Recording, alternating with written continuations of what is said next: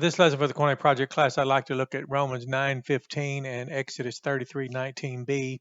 I went ahead and wrote them out because this is more about hermeneutics, and I wanted to show you this is the Septuagint, the Old Testament Koine text, and answer the question, what is this famous text?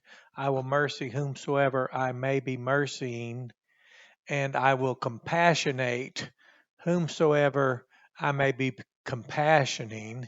And that's to make verbs out of that word compassion the best that we can do. Well, this is word for word, verbatim out of the Septuagint, which would show you a good way of interpreting is to go look for direct quotes, word for word from the Koine Old Testament. This is sent to me, this article by Rick Howard, Brother Rick Howard. He's a scholar in apologetics, hermeneutics. He pastors. His investment of time and his labor in word and doctrine is for the glory of God, the good of others. And so when he sends me something, it's noteworthy. It's a result of study. That's why I said I wanted to go ahead and just write this out. Matter of fact, I'll move out of the way and then just read to you what he observed and notice while you can look at the board, and then you can go and look at Romans 9:15 in the New Testament and compare it to Exodus 33:19b, the second part.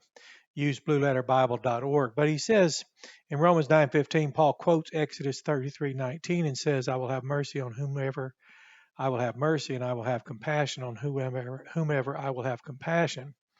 He said this is often used to teach God's election to salvation, that is, that it is unconditional, his sovereign choice alone.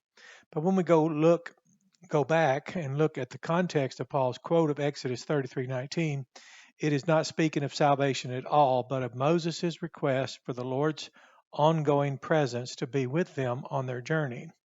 God's reply in 33:17 is, I will also do this thing that you have spoken, for you have found grace in my sight, and I know you by name.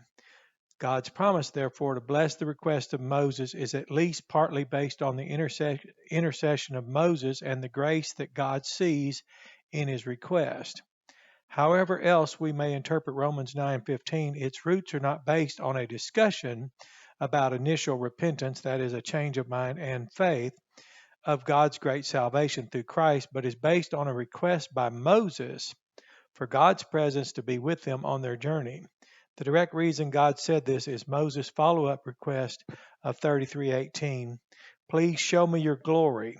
So God's actual direct reason for saying what Paul quotes in Romans 9:15 is a request from Moses to see the glory of God, not about initial salvation, and was a result of a request from Moses, not an unconditional selection by God of whom he would save.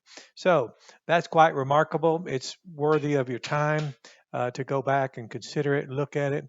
You can see the implication would be very great on the debate and the fixation that occurs often in Romans, especially in Romans 9. So you have a blessed day and enjoy this lesson. I will attach this lesson, place the content of it in the description so you can read it for yourself. I encourage you to notice the value of using your language. Notice the value of how Brother Rick Howard used that skill of interpreting to go back from where did this originate, then correlate the two directly, one to one, and then notice how that influences our understanding of what Paul actually meant based on where did he quote, what from where did he make this quote. So you have a blessed day. Enjoy this lesson.